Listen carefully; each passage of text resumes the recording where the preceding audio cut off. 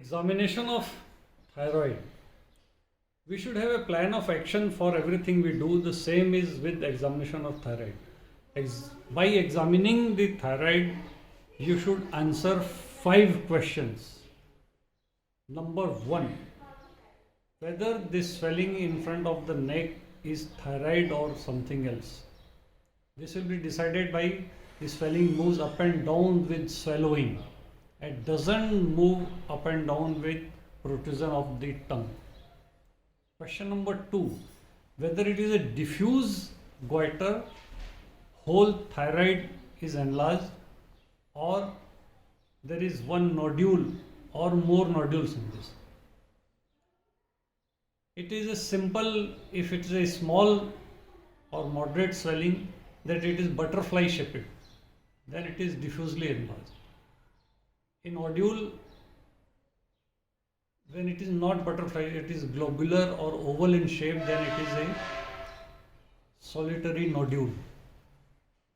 So you will see it nearly in midline. It is difficult to decide, but you will notice that it is more on one side than the other.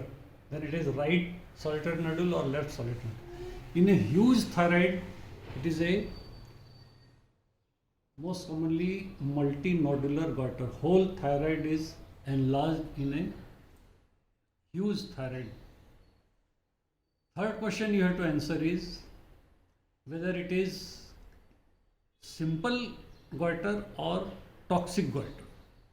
Means patient has hyperthyroidism, or he is euthyroid, or he is hypothyroid. Hyperthyroidism is decided by patient is thin, is restless, there is tachycardia, fine tremors of the fingers or tongue. Hypothyroidism is difficult to decide. It will be decided by a lab test. You will now rarely get a case of florid hypothyroidism with coarse features, obese, thick skin. Fifth question you have to decide is whether we are dealing with a malignancy of thyroid.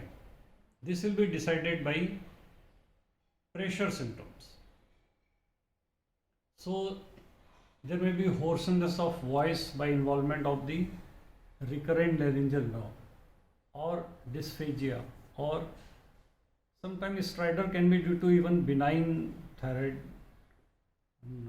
benign goiter. One indication is if you can feel the carotid pulsation, you are dealing with a benign thyroid. Plus, don't forget, when examining any lesion, examine its lymphatic drainage.